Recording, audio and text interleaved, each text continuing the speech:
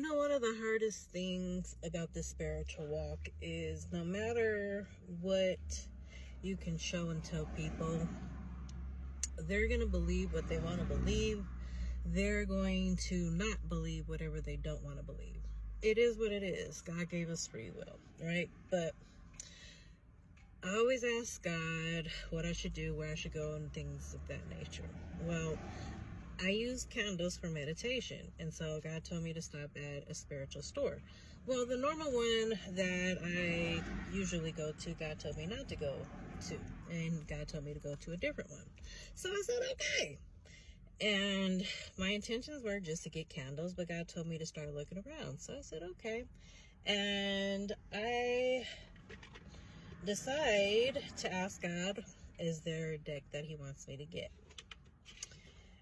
And so I got this one because I got another deck that is mythical goddesses. I want to learn about all these different ones because they're around for some reason. Their teachings, whatever the case may be. There's always something to learn for whatever reason. So I decided to ask God, open my mind and say, God, you lead me to what you want me to read, do, whatever. What is not of you, you're going to shut it down. Period. I trust that, right? So I am on my way to go to the showing to help another agent out, and unfortunately the other buyer is going to be running behind. So I'm like, all right, there's this park that I could go and sit at.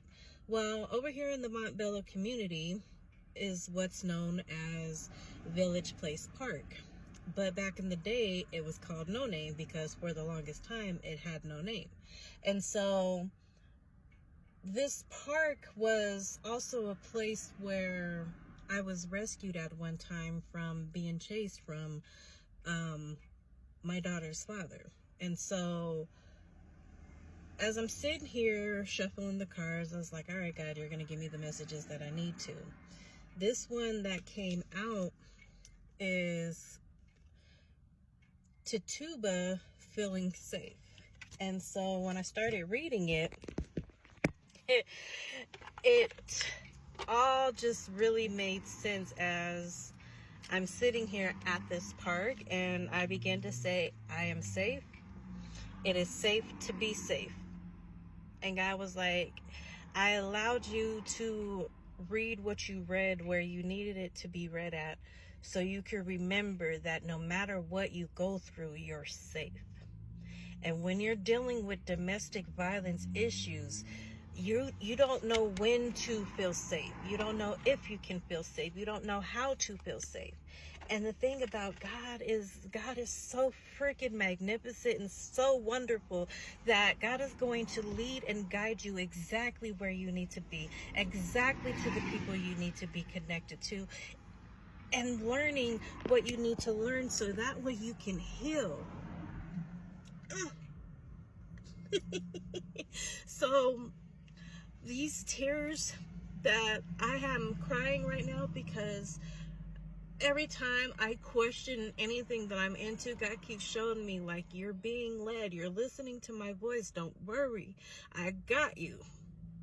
I wish more people could understand the spiritual tools that are here for us to use to be able to commune and talk with our Creator that came by way of Jesus. So that way we didn't have to go through the priest and we didn't have to go through the people. We have that direct access to God. Oh, that's what Jesus came here for. Oh, the more and more I come to this understanding, the more and more I'm grateful for the things that God does. Pray always and ask God to help you to understand your voice, God's voice, and the voice of the enemy with clarity and accuracy. And watch God do it.